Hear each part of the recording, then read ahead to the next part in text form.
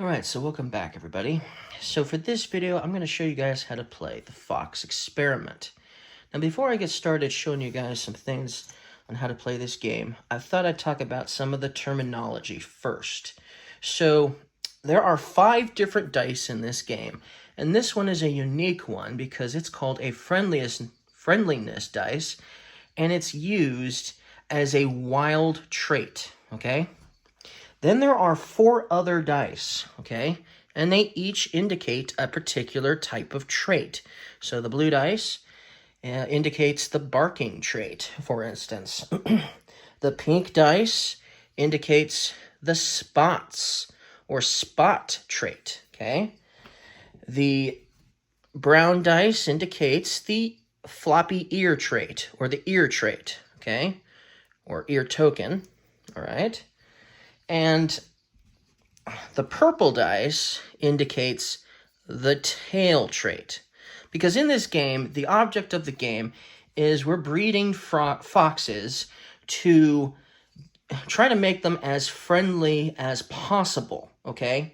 And so you want your friendly foxes to have all sorts of traits. You want them to have spots. You want them to bark and whine when you're around them. You want them to have floppy ears when they see you. And you'll want them wagging their tail when they're excited to see you. And so that's the idea of it. Now, you're going to get points in a variety of different ways in this game. One of the ways you're going to score points is there's 5 rounds in this game, okay? And at the end of each round, the player who has the most friendly fox is going to basically get to put their meeple on this little track here, okay? And the next time they have the most friendly fox in a round, they'll put their same color of fox on the next one. Now, if 2 people are tied for having the same status value of or number value of friendly fox, then both players will go up on that track and get to put one of their foxes on. And then you'll do so again the next time, the next round. If you once again have the most friendly fox, you get to put your next meeple on the next track, and so on. Now, the reason why this is like this is the players who do not have a friendly fox that round, they get a consolation prize. They get to draw this little token here, which is a temporary use token, a one-time use, to basically increase a potential trait that they're working towards, okay? Because these are a wild resource, basically, or a wild trait, okay? So that's the idea of that. So, where was I? So, there's 4 phases in this game. There's 4 phases, all right? There's the selection phase, the breeding phase, the research phase, and the administration phase. And in each phase, there's a bunch of different things that can happen, okay? And there's a couple other things, a couple of terminology type stuff. So you might obtain more science cards. So these are science cards. You also might obtain more study cards. So these are study cards, okay? And so let me go ahead and get started explaining the selection phase first. So on your turn, you can kind of just decide who's going to be first randomly or whatever, all right? But the person who's going to go first is going to have an option. They get 1 of 3 options per part of the selection phase. They can either take a male fox of their choice, take a female fox of their choice, or they can put this special little gear here to decide where they want to go on turn order. So these locations here indicates turn order, all right? And I've got it set up for a 3-player game. So if I was to put my gear here for my first selection turn phase, then I won't be taking foxes right now, but I'm determining if I'm going first or not. So if I go here, I don't get any additional benefit because I'm deciding I want to go first. But if I don't fully 100% care about going first, but I mostly want one of these cool additional benefits. I could, like, for instance, put my gear token here if I didn't mind going last, and not only would I get to draw a science card, but I'd also get one of those friendliness token things that I can utilize for later. So that's an option. And going here would just give me a friendliness token, and going here would just give me a trait token for the tail, a tail trait token. And they're kind of random, so that's just how it is set up. So that's one of the things, okay, that you can do. You can put that gear there. If I do that, ensuring that I get one of the best benefits or bonuses I can, or determining if I go first, then my opponents, they can take, on their turn, they can decide to do the same thing, or they can take one of the foxes. Now, obviously, you want to try to go for a fox that has lots of dice, potentially, usually, right? And if there's only one of these foxes that has 3 dice on it, then you might be tempted to take that first, too. But it's also dependent on your study card, okay? Every player will start with one of these friendliness dice, but they will also start with a study card. So every player starts with one of these, and this gives us a goal of certain types of traits that we're going for. So if I have this one here, it's in my vested interest that I take dice, these 2 particular dice, the floppy ear and the tail dice. Excuse me. So I'd want to take, for instance, maybe this one here, because it has a purple and it has 2 browns, for instance. If I go for this one, I can still go for it, but it's not going to help me with my my study card here. So that's the thing. So you want to try to, it gives you something to go for too. And your opponents, they might be going for the same thing as you, or they might have a mix one of yours and something else, or they might be going for the other 2. You don't know for sure which ones they're going for. But the point is, you're going to probably want to go for a fox first, unless you really want to go first or really want one of those bonuses because you're afraid your opponent will want one of those bonuses instead. So what you're asking probably now is, what are those science cards? Because I could take a science card if I wanted to, right? As in, I could put my gear here. These science cards here, they do a number of different things, but they give you benefits, abilities that you can use. They're a one-time use ability, basically, that you can use whenever you want to, based on what it says, obviously. Here, I'd have to use this before rolling a pup. I couldn't do this after rolling for a pup, for instance. But at the end of the game, if I didn't use this, I'm getting an extra victory point that way. But if I use it after I'm done using it, it's going to get discarded. So that's the thing. So that's how science cards are going to work. They're going to give you cool little benefits that you can use one time to, maybe increase your traits or something like that. A bunch of different cards, for sure. So that's something you could get or go for. But let's just say, for the point of argument, that I'm more interested in foxes right now, and I want to try to complete this. Sorry.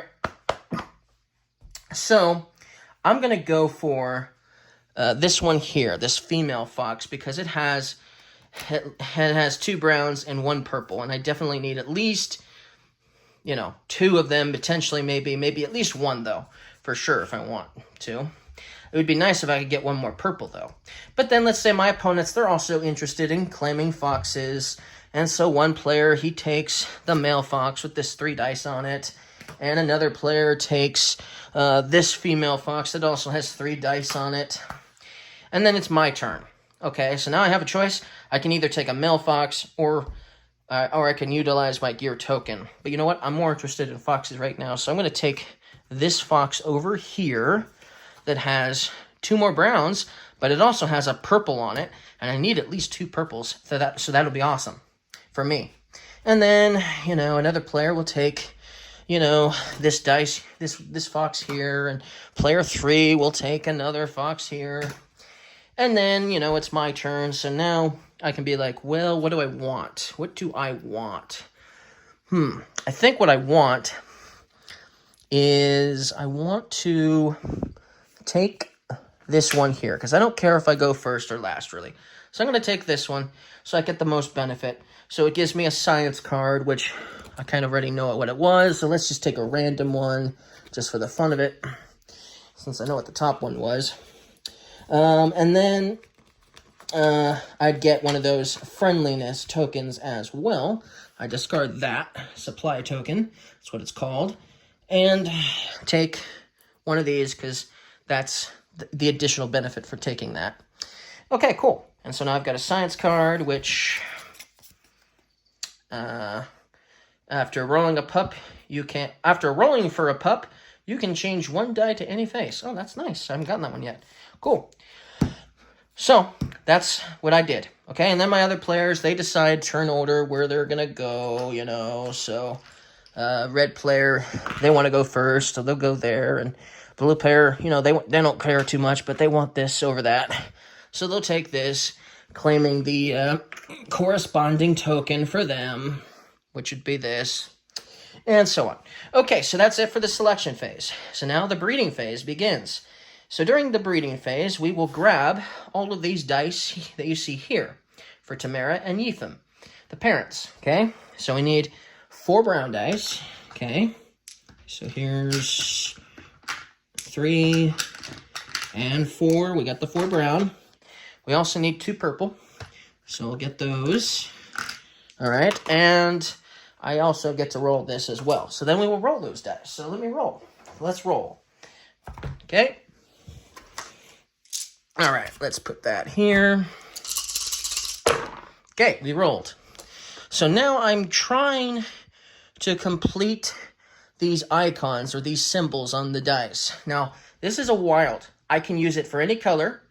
I can use it in the middle to complete the symbols, for instance. So I really need to finish purple the most. So I've got 1 full one, okay, which is good, but I need more. This one, for instance, isn't 1 in general at all. This is 2 halves. So if I go like this, then now I've made 1 full one. Unfortunately, I can't use both of those, but wait, hold on. I still have this token. I might as well use this friendliness token. So let's do that. Let's put that here, like so. And so now, my fox that we're about to breed here will have 1, 2, 3 purple, okay?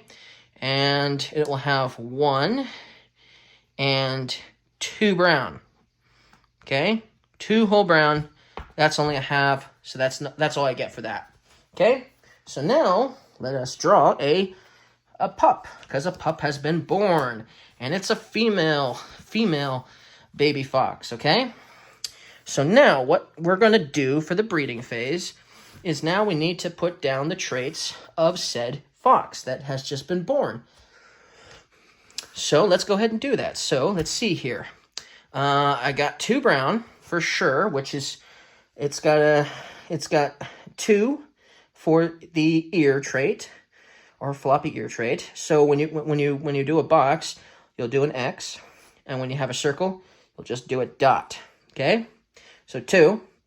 And then I've got 1, 2, 3 of the purple or tail dice. So X here, dot there, X here. So now, this fox has a friendliness factor of 5. So we'll write down the number 5, because its friendliness is 5. That's the equation, okay? So that's the breeding, basically the breeding phase, all right? So then, what you're going to do is we've got the research phase to think about. So now we need to see if I can complete a level on this study card. Now, you'll notice there are 3 columns, each with a different victory point number, 10, 5, and 2. So we look at level 1, and we see if this fox can satisfy level 1's requirements. Yes, it can. It's got at least 1 brown, and it's got the 2 purple it needs to complete level 1. Now, you'll notice there's level 2 and level 3. Even if I had 5 purple and 4 brown, I wouldn't be allowed to use this fox for level 2. you're only allowed to use one fox for one column level.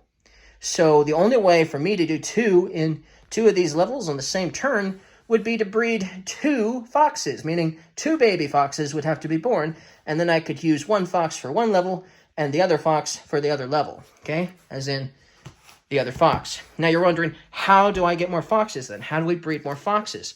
Well, we have this board here, so let's move the parents. We have this board here. This is our upgrade board. You'll notice these each have a check mark. What do these three icons mean? Well, this means that a baby fox can be born from two parents. This means that we start with a study card. We get a study card. This one means we get to start with a friendliness dice. So if we unlock these here, okay, if we unlock them, then we can have more than one friendliness dice to roll, or we can have another study card to work on, or we can breed more than one fox, hence two foxes. Now, we can actually have a maximum of 3 foxes. You'll notice this one just has victory points, a star on it, victory points, okay? So this one means that we can only breed 3 foxes at most. So two parents can only have 3 babies at most. That's what it's saying. But right now, we just have 1. So you're probably wondering how we get these. Well, first of all, we got to complete the phase that we're in. So the phase that we're in is we have the 2 parents, we have the baby here. Let's ignore the 2 parents for now. We have the baby here. And so we now know that this first column is a success. We successfully studied for this particular fox with this particular study. So we put our fox down, and if you can find a thinner fox, that might be best. And you just put it on the card. Now, the next time you complete a level on this study card, you'll just slide the fox over to cover up that column, somewhere like that, for instance, okay? And then the next time you do it, same thing, okay? To indicate at the end of the game, this is how many points you'll get for completing the study level of each, so 10 at most for each study card. But you can get more study cards if you want. You just got to unlock them, okay? So then, now that that's done for the first part of the research phase, we now can start collecting trait tokens. So I don't need these now, so we'll put them away for the moment. Okay, get that out of the way. I used this, so it's gone. So let's just move that completely out of the way. Okay, so now what I can do is I can collect trait tokens based on what I have here. So I can collect a certain amount based on the number. Now you'll notice there's only 5 for each trait here. So if you ever have more than 5 of a particular trait, you'll write down the number next to this plus number, and you'll also make sure to add the extra amount of numbers to your friendliness of your fox, which means your fox can have more than 20 for a friendliness rating, just so you know, okay? And then you'll get a victory point token to indicate that you did that at least once per each trait you basically completely fill up and basically, pass, okay? So that's how that's going to work. But then we have, for instance, a fox here that has 2 of the traits here. So that means that we can get 3 of the tails and 2 of the ears, okay? That means if there were more traits on this, we could potentially get more. But here's the thing. This is something to note, important to note. You may, in the beginning of the game, you only have 1 fox that's been born, right? But as the generations go by, you might be breeding 2 foxes at once. And so you might be thinking, does that mean I would get the traits for all of this and for all of this? No. What you'll do is you'll look at both foxes and you'll determine which. So let's just do this as an explanation. So let's say this one's got 1 here, 1 here. It's got 1 here, 1 here, 1 here, 1 here. Okay, let's just say that's the equation. You will look at each trait on both foxes and figure out which one has the most of which. This fox here, it has 3 for the tail. This fox has none. So you would get 3 tokens for this fox. Then you would look at the next trait. Okay, this one, the ear trait, has 2 in this fox, but this fox has 3. So you would obtain 3 of the ear trait tokens from this fox, not that fox. This one doesn't have any of the other traits, so then you would still get tokens 2 of the blue and 1 pink for this fox. So you're only getting basically trait tokens from 1 of each type from a fox, from either fox, whichever has the highest amount of the 2, or 3, based on how many you're breeding. So that's how that's going to work if you're breeding multiple foxes. But still, you can potentially get a lot of traits. You can potentially get a few traits for sure. Also, I should mention this. It's not actually 3. Sorry, my bad. It's not 3 tokens. You'll notice the circles are different than the X's. So the circles are actually the amount of tokens you would receive, okay? So, for instance, let's just say there was a dot also here, all right? So then I would get, for this particular, and let's just say there was 1 here, for instance, and that's our equation. So for the first trait, the tail trait, there's 1 token, okay? That's what the circle means anyways. 1 token I can obtain from this fox. But for this trait, I have no tokens at all. So this is the highest amount. So I'd get 1 purple for just that, okay? This one has 1 of the dots, but this one has 2 of the dots. So since this one is highest, I would actually get 2 tokens of that kind, of the ear kind, for that fox, okay? And then this one has none of each, but this one has 1 dot here for the blue, so I'd get a blue 2, for instance, 1 blue. But you'll notice this one doesn't have a dot, so I wouldn't get any pink. That's how that's going to work. So sorry for the confusion there. I got a little confused. So there we go. So that's how you're going to obtain these trait tokens. That's one of the ways you'll obtain them. Otherwise, you can get them when you place your gear token down and stuff like that. Okay? So that's how that's going to work. So then, after you've obtained your tokens, then another part of the research phase begins, I think. Is it the research phase or is it the administration phase? It's the research phase. So after we've scored the studies and collected the tokens, we now get to unlock upgrades, okay? And we can do that actually during the breeding phase too. So now we're going to talk about the unlocking these upgrades here, okay? That's what we're going to talk about.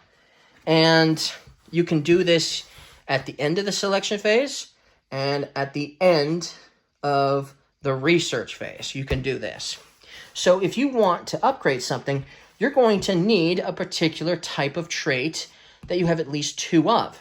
So we did have 2 of the brown earlier. So let me grab those. So I have 2 brown. I only have 1 blue and I only had 1 purple, right? So they are no good here because I need at least 2 to do one of these upgrades. And it's always left to right. So I could never do this unless I've done this. But I would need 3 of the same trait to basically put down and cover here. So I can't do that one anyway, but I could do this one, I could do this one, I could do this one, or I could do this one. Okay, so let me explain. So if I was to put down a trait token here, discarding the other one, because you're only going to need to put 1 down here, okay, I would get, next round, I would get to breed 2 foxes. That's what that means.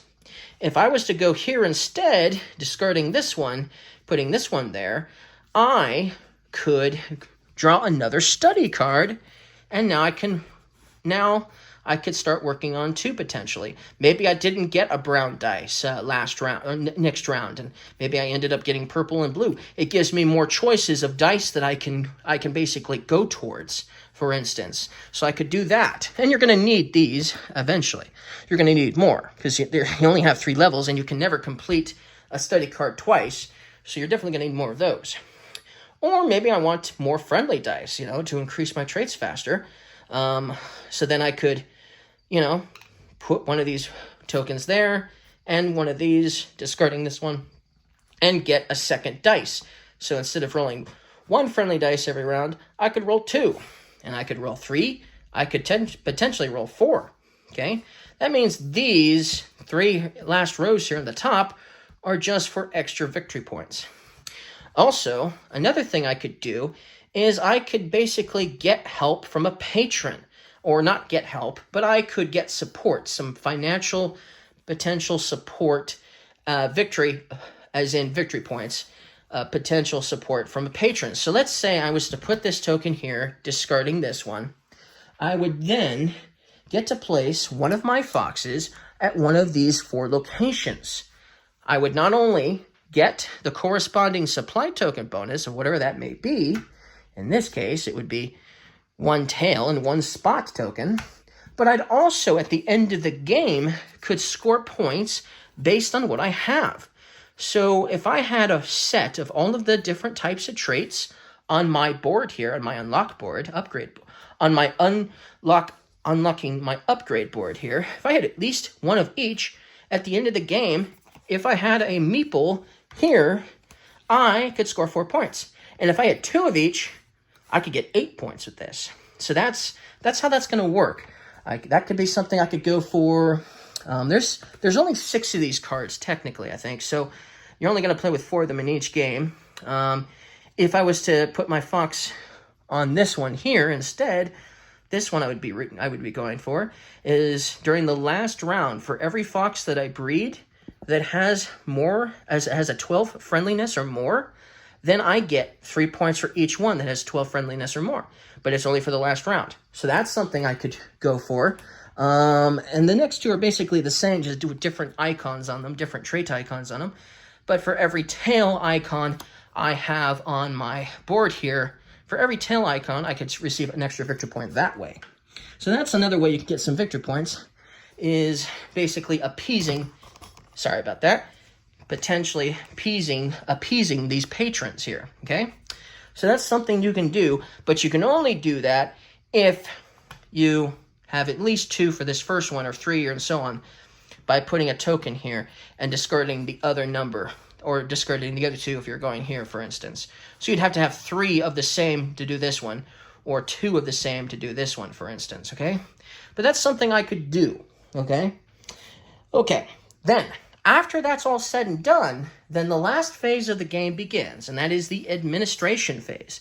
There's a few things that happen in the administration phase that are more important than others. I mean, that take maybe a little bit more thought process. One of the things that you'll do in the administration phase is you're going to get to name the fox that you bred, that was born. So this fox here, it was born, right? And it has a friendliness of 5. Okay, so I get to name it. I could put whatever I want on here. I could put, for instance, it's a female, right? So I could put, I don't know, whatever I wanted. All right, and then, or how about this? Layla. There we go. For instance, I could do that. That's one of the things you can do. So it's just like an additional thing. Now remember, each of these foxes here have names. So what you're going to do is after you name it, it has to go into this kennel area. Meaning that the fox you just bred that was born, your opponents could potentially take it from you. They could take it on their turn. Because remember, whoever's going first next round has run of the mill, so to speak, on what they can take from the kennel. Now, of course, what you're going to do is you're going to need to replenish the kennel. So all the foxes, all the players, they're going to put their foxes that they bred here, but then you need to fill it up to the same number as there was in the first round. So there'll still always be a certain amount of foxes to choose from in each generation or each round. So that's something that could potentially happen. You might not get to keep your fox in the next round. But basically now we're going to be picking foxes to basically become parents to breed the next generation of foxes. So now the baby becomes the parent, okay? Now, don't think too much about it, but the foxes from yesteryear, they've passed away. So these get discarded. So we won't see them again, I am sorry, Tamara. I am sorry, Eupheme. But you guys cannot live forever. It was nice knowing you, though. And you bred a really nice-looking female fox named Layla. Basically, that's what's going to happen. So you're going to discard them. They're going to be gone, unfortunately. Okay, that means that this fox here, Layla, in the next generation, generation 3, she will pass away, unfortunately. That's just how it is. So then you can just erase everything that's on her and stuff like that. Now, I don't know if I remember if I said this, but let's say Layla had the highest, this is something else you do during the administration phase. Let's say Layla had the highest happiness or friendliness rating, then I get to put my meeple there if she did, okay? At the end of the game, I could get 2 points. If I had another fox here, I could get 2 more points. If I was able to do it again in another round, I could get 3 points, and so on, okay? And then each time you go up, the players who didn't get to go up will get this bonus or this bonus based on how high you're going and all that jazz. So that's how that's going to work. Let's see, what else happens during the administration phase? All of the dice that you rolled in the previous round, except for the friendliness dice, you always keep your friendliness dice, but the other dice, they will return back to the general supply, because you might not be rolling the same exact dice as you did in the previous round or the previous generation. So that's another thing you're going to do if you do that. You discard the parents. I think, you reset the turn order, so then you will take back your gear tokens, because you'll need to reset your turn order. So you'll take back the gear tokens, and you'll resupply the turn area with more supply tokens and stuff, So we'll do that. This always remains empty, okay? So that's another thing you'll do during the administration phase. And I think that's pretty much it. That's pretty much everything you need to know in order to how to play. Like I said, you're going to get points based on maybe some patrons that you might appease. You might get points for, you'll get points here if you had the friendliest fox in a round. You could get more points. You're going to get points maybe from science cards you didn't use. You're also going to get points for your study cards based on where you have your foxes on your study cards. You're going to get points that way. You might get some extra points if you have some leftover trait tokens you weren't able to use, things like that. And that's basically pretty much everything you need to know in order to how to play a 3 or 4 player game. And that's basically, I think, everything you need to know. So I hope this was useful. I hope I explained it pretty well, this video. I hope you guys enjoyed this, and I'll see you guys again next time. Bye.